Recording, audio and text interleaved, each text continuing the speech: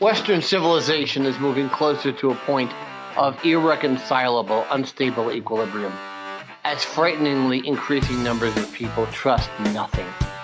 Media, academia, and especially the governments are no longer held in high esteem. Regaining trust is often impossible after betrayal. However, transparency is essential to any healing process, and that is the essence of the Don Sullivan Show.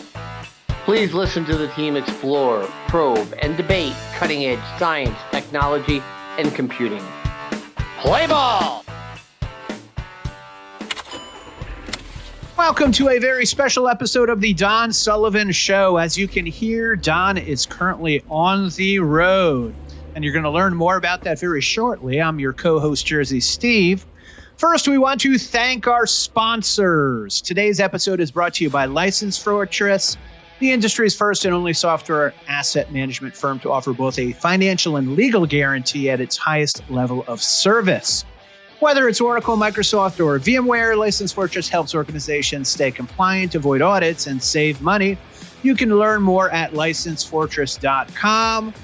And please support our producer, our wonderful producer, Bill Axt, by visiting axtinc.com. That is AXTINK.com.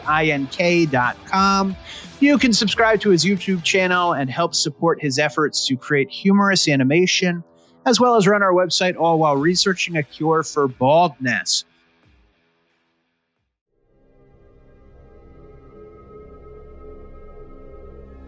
Hello, everyone, and welcome back once again to the Don Sullivan Show, the show that we talk about everything science, technology, and computing. Today is going to be a little bit different. Well, I guess with us, it's always a little bit different, but I am going to be on my own today. And what I mean by on my own is really on my own, although Stephen will do his narration over the top. And I'm going to do this episode in Colorado, but not sitting at my desk. We're going to be walking my dog. And I'm going to be walking my dog, Andy, who is named after the great Yankee pitcher, Andy Pettitte. But I'm going to be doing this to try to keep myself calm, because this is a crazy subject. And in fact, I'm going to do this with a little bit of a different paradigm of approach that is going to add a little bit of lightness to a very, very heavy subject. I wanted to find an expert to actually have this discussion, except I realized that would be rather difficult. And I also realized that I'm kind of an expert on it as well. I'm not a PhD in physics, but I have an undergraduate degree in physics and math and astrophysics as well. And I taught AP physics on a high school level, and so, I know a lot about this stuff. So we're going to have this discussion. And we're going to have this discussion about fundamental physics, and it's going to tie in to the episode from a few weeks ago in which we interviewed Sean Campbell about the book Physics for Future Presidents. And it's completely and totally apropos, because it's not just future presidents that need to understand basic fundamental physics and fundamental science, which of course is the real theme and the real impetus, the real motivation behind the Don Sullivan Show to begin with, but it's all people in public leadership positions, in positions of importance, and in fact, all people should have a good understanding of what we're about to discuss here. Because otherwise, you not only just get confused, you get misled, you become someone who is completely of a mindset that makes no sense whatsoever to you or to anybody else. And that's the situation we are in right now. And the situation that I'm talking about is one that I have very much tried to avoid in general at the Don Sullivan Show. We have in earnest, with all due effort, tried to avoid having any discussions that involve politics. And to be honest, this is political. It's a political situation, but it's more of a public awareness and public public issues type of discussion. And it's incredibly important. So here is what we're going to talk about. How crazy is it? In fact, it's just nuts that all of our public leaders, from Trump on down, and of course, whether it's Rubio or Vance, who know better, are not going to be interested in actually correcting the terminology or actually going deeper, like from the kindergarten level down into the actual science to purposefully get the terminology correct, because words mean things, so that the general public understands the situation as it is. The media is, of course, even worse. I think, and this is just totally my conjecture and opinion, that Trump, as he has always been in most of his life, is intentionally, willfully ignorant, and that has to do with a life strategy he has always had, it being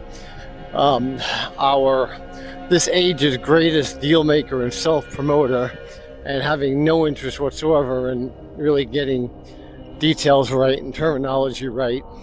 Although he's better now than he was in the first term, he still isn't. And of course, even the powerful figures who are brilliant and report to him, like Rubio or Vance or Besant, are not going to necessarily correct his terminology. And unfortunately, the media figures, for the most part, don't either. And to be quite honestly, it's just nuts. And this has to do with the discussion around the Iranian nuclear material. Now, generally speaking, we know that Operation Midnight Hammer, that is the operation that sent 2 Spirit B-2 bombers from Missouri on a 36-hour round-trip mission to send armaments down a chimney to destroy the major enrichment facility, not all the enrichment facilities in Iran, the enrichment facility of uranium, was very, very successful, and it left a situation in which there was still plenty of enrichment facilities remaining, but that was a major one. Now, we know that on that evening, about 450 kilograms, or over 900 pounds, of enriched uranium, which is U-235, and that stands for the total number of nucleons within that particular isotope of uranium, were removed from that facility. I am 100% certain that the U.S. intelligence and satellite tracking was able to track where it went. At first, we all hoped that it was just the Chinese or somebody else took that uranium. We knew the Chinese were helping, but it was either Chinese or somebody else took that uranium out of the country, but they didn't, obviously. I think that was a short-lived hope, but they put it somewhere else. Now, the public is not exactly sure where it is now. Is it buried beneath some rubble that was in a cave, in a mine, in a facility that was destroyed during the last 3 months of U.S. bombardment, or is it in some other location? Regardless, it has to be removed because it's extremely dangerous. And there have been terms that have been used, which we're going to discuss here on this particular show. And effectively, I am interviewing myself. And I may even get flippant and just ask myself questions at one point or another, such as, what is nuclear dust, Don? Well, nuclear dust, as has been bantered about in the media, is that microscopic dust that is radioactive, in this case from U-235 or something else, that gets spread out throughout the dirt and out through the atmosphere when a particular source of radiation is destroyed, and it just gets scattered. Now, that could have happened, and it would have happened if the United States military had not allowed that 900 pounds or 450 kilograms of enriched uranium to be removed before Operation Midnight Hammer. That would have happened, and it's in a 100-mile radius, that facility of Tehran, and that would have probably rendered that entire area to be radioactive for about 10,000 years in one sub-radius or another, so that would not have been a good idea. But it doesn't really matter, because it's all still out there. So the other term and the other phrase that's being referenced, and this started with Trump from what I heard, was the reference to destroying the nuclear dust. And yes, that is exactly what we said. So you don't destroy nuclear dust, you try to gather it up and detoxify the areas that have been infected or been polluted by nuclear dust upon some type of catastrophic event, such as a bombing, or nuclear dust can also be referenced as some other residual radioactive particles that have been spread around for some other non-catastrophic reason. Again, I digress a little bit, but the second point is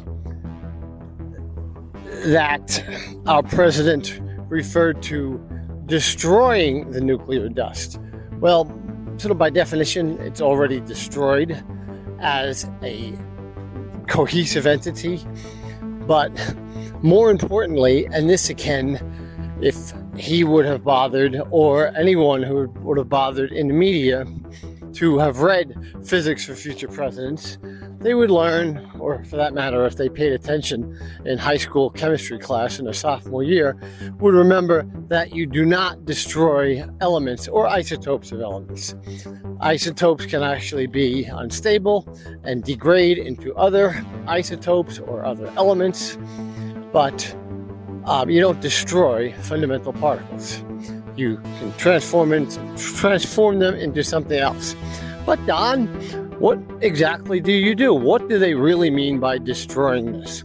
Well, there are three ways, actually, to manage, shall I say, 900 pounds of enriched or U-235, which is enriched uranium. And just to get the terminology correct, about 1% of natural uranium, or less than 1% actually, is actually U-235, the highly fissionable and extremely unstable uranium, as opposed to the U-238, which again is the nuclear number. The total number of the 238 and the 235 is the nuclear number, the total number of nucleons that are within that particular atom. The atomic, the actual atomic number of uranium is 92. But when you enrich uranium, or when the effort is done, and we'll talk about the methods to enrich uranium. What that means is you are separating the U-235 from the U-238. The U-238 that remains, which is again over 99% of natural uranium, becomes what's called depleted uranium. And that's used for weapons. It's extremely dense, extremely hard. It's also very carcinogenic, as unfortunately a number of U.S. military personnel over the last 25 years have found out in horrific ways. But depleted uranium is what's remaining. The enriched uranium is the fissile material. That fissile material has been used for atomic weapons since 1945. And to get back to where I was before, to dispose or to manage U-235, that is enriched uranium, there's really only three things that you can do. can't destroy it. You can actually do it or allow it to be undergo a fission event, which means an explosion, an atomic explosion. And we'll talk about the different ways that can be used in that regard, and how fission reactions can be accomplished in nuclear reactors at a much, much lower level and controlled to produce energy. But fission, radioactive decay, is also another process. The trouble is that U-235 has a half-life of about 750 million years, so that's not really a viable short-term plan. And for those of you who don't remember from high school chemistry what a half-life means, that means that the natural decay of the unstable element of U-235, or any other unstable element as well, will cause half of the existing material to decay into some other element with a smaller atomic mass, a lower atomic mass, over that particular period of time. So over about 700 million years, half of that 450 kilograms of fissile U-235 will decay into other things, to a point to where it gets to lead, and down to thorium, I believe, and then into lead that is no longer a danger, obviously, unless you are consuming it in other reasons, but that's another story. So the third way, of course, is also to combine it, the U-235, with other materials to create a glass-like substance to effectively entomb it and then bury it in extremely deep geological features. Those of you from about 10 years ago might remember the controversies in Nevada around Yucca Mountain, in which the spent nuclear fuel from nuclear power plants, which does contain some fissile material, much, much less than the 60% that the Iranians have achieved. The idea is to put it or transform it through some mechanical and manufacturing process into this glass-like material, and then store it miles underground underneath Yucca Mountain. And the people of Nevada, despite Harry Reid being a supporter of this particular project, have never been terribly happy about it. I don't quite know the status of that project, but those are 3 ways that you can manage or dispose of enriched uranium that has been separated from its natural uranium-92, again, atomic mass. So I think it's important at the moment to make sure I get my chemistry terms right, because I'm walking along here and I may be mixing them up as I describe them to you. But U-92, 92 is the atomic number.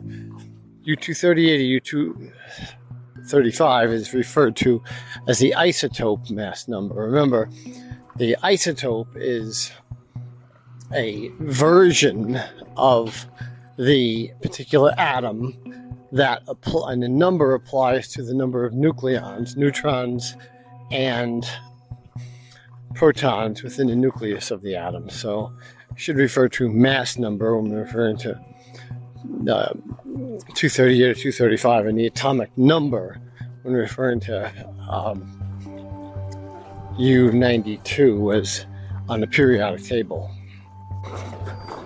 So another interesting aspect of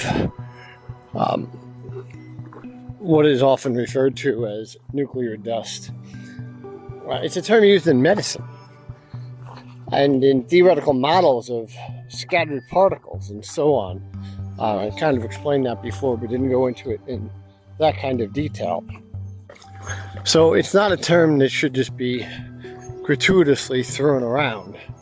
And it is one that is presently in both the media and through all the political leaderships around the world being utilized, I think, very, very loosely and very unfortunately.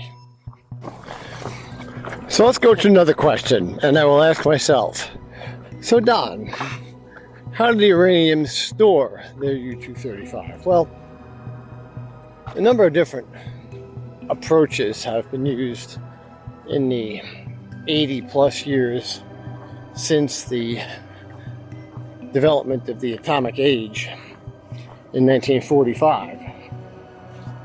And the Iranians use a method which is pressurized gas. So when you combine a fluoride with uranium, you create uranium hexafluoride, UF, so that the U-235 is actually a gas at room temperature, and it's stored in containers that look like oxygen tanks, and can actually be moved around and carried, and are relatively safe. But we say only relatively safe. We don't know if the actual containers themselves were damaged in the transport from the original facility. We don't know if they were terribly damaged in one of the bombing raids, the many 13,000 plus military hits that occurred during the 3 months of the war. Now that it looks like we're about to sign let me put in air quotes, a peace deal. So now we spent a little bit of time talking about, and I think I've got my terminology straight, although I understand the terminology, and apparently I understand the basic physics, and you should too, basic chemistry, because this is high school stuff that goes into this particular subject, and I'm not sure that most of the members of the media do, and I mean most, and I'm not sure that many of our politicians do understand it either. Obviously, people in the Atomic Energy Commission and other scientists do, but this is a major problem in regards to the present communications, the whole communication system. Again, this is one of the reasons why we decided to create the Don Sullivan Show, to discuss and educate the general public as much as possible, and the vast audience of the Don Sullivan Show definitely has benefited from that. So let's go back in history a little bit and talk about the first use of actual U-235 and plutonium in atomic weapons. If you've watched various movies, recent movies or historic movies, or you've seen any documentaries, you've heard the terms fat man and little boy. And they refer to the two bombs that were used over Hiroshima and Nagasaki, which ended World War II, at least in Japan. Germany was obviously over well before that. So the two bombs, the little boy bomb is very, very simple. So simple, in fact, that they didn't even test it in Los Alamos. So the very dramatic testing that you can see in the movies out in the New Mexican desert is the Fat Man bomb, which we'll get to in a minute, and we'll tell you how that works. And again, the book Physics for Future Presidents discusses this in much greater detail than I can or will hear. So, little boy bomb works as a gun, and it's pretty damn simple. You have a certain amount of enriched uranium, which is very difficult to get to. But keep in mind, they were able to get, and I'll tell you later how this happened or what they used, but they were able to get enough enriched uranium to be able to simply shoot free-floating or separated neutron stream at the enriched uranium, and mathematically it had to cause a fission event. They knew it, they didn't need to test it. As soon as they put together the actual casing, they knew it would work. The Fat Man bomb, on the other hand, was using the element plutonium, and it was necessary to create a extremely dense ball of that plutonium. And to do that, the company DuPont was able to create an explosive material that wasn't explosive, it was implosive. So it radially imploded with sufficient force so that what's called a critical density and a critical mass could be achieved, so that the actual fission reaction, the more powerful fission reaction, would occur automatically, in the sense that once you hit that critical mass and critical density, that it would just simply work itself. And needless to say, both methodologies worked. Now, they're both methodologies were, at least for a while, self-limiting. The implosive material to create Fat Man bombs was very difficult. It was classified, obviously, for a very long time. Even the existence of it was, until it was leaked in the 50s, late 40s, I guess, to the Russians or Soviets. And the little boy bomb, quite honestly, was just very, very simple. But getting the enriched uranium was difficult. So you had two major restrictions on being able to create either one of those two types of bombs. What I will say to you, though, is that when we hear that the Iranians were able to enrich uranium up to 60%, it is important to note that nuclear reactors, or those other industrial types of uses for fissile material, meaning U-235, only need to be at about 3 to 5% to actually be useful in a nuclear reactor. So there is absolutely no reason to have nuclear U-235 enriched, or uranium enriched to a 60% level, other than to create a bomb. And the degree of enrichment is not linear. So once you get past the 60%, which the media is reporting on correctly, it's really a matter of a couple of weeks that undergoing the process, which was a cyclotron process of separation of the various two isotopes of uranium, U-235 and 238, that it would take to get to 90% plus. But you know what? We don't need 90%. The little boy bomb was just over 80%. It was terribly inefficient from a perspective of a actual atomic explosion.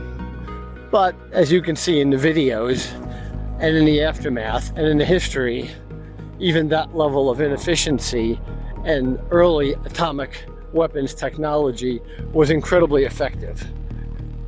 And then a few days later in Nagasaki, 3 days later to be exact, the implosion bomb with plutonium, the Fat Man bomb, was even more effective. But the point right now, and I'm going to state this very directly, and I don't really give a damn if all of a sudden somebody very, very powerful in the online media doesn't like it. Tucker Carlson the other night talked about how stupid it was for people to stupidly say that the Iranians already had a nuclear bomb. And anybody who said that would just be an idiot. That's what he implied, at least. But he did say stupid. Well, let me tell you, Tucker, once you have 60% enriched uranium, you have a bomb. Because the steps that it takes in 2026 to actually create a working atomic mechanism in a casing with a neutron beam that can be shot at it is a big magnet to separate the neutron atoms out of their other just straight helium atoms, being able to contain those neutrons and then shoot them at the heart of the fissile material at 80%, not 90%. And it works. So basically we're talking about a high school erector set and a couple of and a casing that's been welded by your local mechanic. That's all it takes.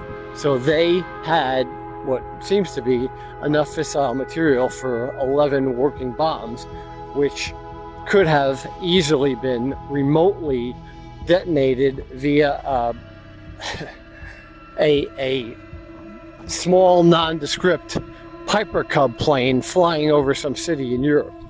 And I won't get into the politics of whether or not they would do something like that, but the audience of the Don Sullivan Show can decide whether or not they think that was of great danger or not. But regardless, the terminology and the way that the media is describing it is what this show is about. So it's, again, 80%. It's not nuclear dust, although there might be some there, and you don't destroy U-235. You don't destroy enriched uranium. You may be able to manage it, you may be able to degrade it, you may be able to utilize it, but you don't destroy it. So let's talk about the enrichment process and how difficult this really is. And let's remember that 80 years ago, well before the internet and YouTube to actually simply look at videos on how to do this, those brilliant scientists out in that secret location in northern New Mexico utilized what's called gaseous diffusion. That was the main process by which, over many months, the uranium was enriched to the 80% necessary to utilize in a bomb. Also, in about that same time frame, cyclotrons were developed. That's just simply a spinning device that the heavier isotopes fall to the center and the lighter ones fall to the edge or fly to the edge so it can be separated. That is generally what the Iranians and other rogue states use because they're relatively simple to put together. There's also laser enrichment and electromagnetic isotope separation that are used by the more advanced systems in countries around the world when they are attempting to enrich uranium. So we have all of this, and again, I'll summarize, and I want to go into a couple of more aspects of this overall nuclear discussion, since we have a little bit of time remaining, that it is my wish that the audience understands, even a greater wish, that the public leaders, starting with Trump and going through the administration and Congress and mostly the media, actually start utilizing terminology correctly so that people understand the actual points that are being made. This isn't about nuclear dust that's already floating in the atmosphere or embedded in the ground, if it is at all. It's not possible to actually destroy enriched uranium, natural uranium, or any other element for that matter. So you should stop using that terminology and just talk about exactly how to manage it as I've already described. And whatever you think about various different foreign policy efforts, including this war that, in my opinion, is 47 years in the making in Iran, that regime could not be allowed to keep 900 pounds of 60% enriched uranium, because that was a bomb, or that is a bomb, as it is right, as it still is right now. That has to be removed from the regime in Iran's control, no matter what, because it is in and of itself an atomic bomb. Because the amount of effort to actually construct the casing and the firing mechanism is trivial, as I flippantly said, a high school erector set. But now that we've been through all of that, let's talk about some other future Don Sullivan Show efforts in the realm of nuclear science. We will have a whole series on nuclear fusion. We're getting closer and closer to nuclear fusion, which of course is how the biggest bombs in the world are made right now. More importantly, how the sun produces energy, and maybe from our own individual perspectives, most importantly, when nuclear fusion is productized and understood how to produce, how it works. It was thought that years ago that you would need to understand gravity a lot better to actually make nuclear fusion work, but many companies around the world have been able to actually produce nuclear fusion events at great expense that produce more energy than they actually take in. It really used to be that you had to set off a fission device to actually create a fusion reaction. Fusion, of course, is the opposite of fission. Fission, you split apart, or the atom breaks apart into lower atomic number, isotope mass number elements. But with fusion, you're basically fusing together. That's what the sun does. Hydrogen atoms to create a helium atom, and the amount of energy that is released during that fusion process can be understood through the simple algebra of Einstein's brilliant special relativity, E equals mc squared. The E stands for energy, the M stands for what's called the mass deficit. That's the mass that's actually lost in a reaction, times the speed of light squared. A fission reaction, I didn't say this before, a simple fission reaction, to give you an understanding of the actual amount of power involved, a simple fission reaction of one atom being split. That's a euphemism. It doesn't really get split. It breaks up. But a single atom has enough energy to pop a matchstick into the air by about 2 to 4 inches. And when you multiply that by 1 trillion times, that's when you get the scenes from Hiroshima and Nagasaki and all over the world during tests in the subsequent 80 years. But back to the nuclear fusion. Nuclear fusion is amazing in that atoms fuse together to create other atoms in the sun or other bigger stars than the sun. Our sun can't really go beyond iron, I believe it is.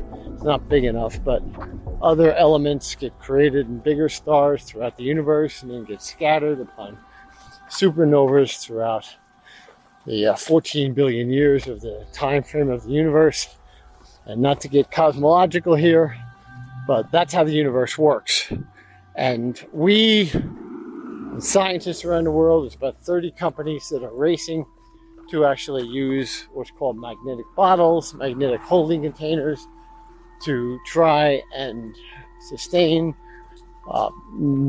fusion reactions, which will generate literally an infinite amount of power in regards to all of human needs. So, to be terribly straightforward, the actual productization of nuclear fusion means the end of all power needs on Earth from any other means.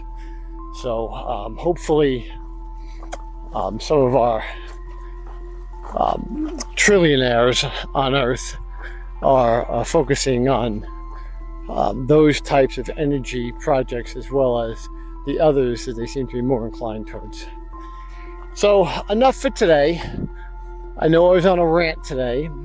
Stephen will have plenty to say about that in the prologue of this particular event. But as I indicated, I find it extremely important and disappointing that the politicians, the public leaders, starting with the president and the media, have not read the book Physics for Future Presidents and use terminology that is just simply wrong. and causes misunderstanding throughout the general populace. And so I hope everybody listens to this version of the Don Sullivan Show. And despite my ranting today, and despite the seriousness of this subject, and in fact, even more importantly, what I'll tell you all in this episode and every other episode, no matter what I'm doing, is one simple thing.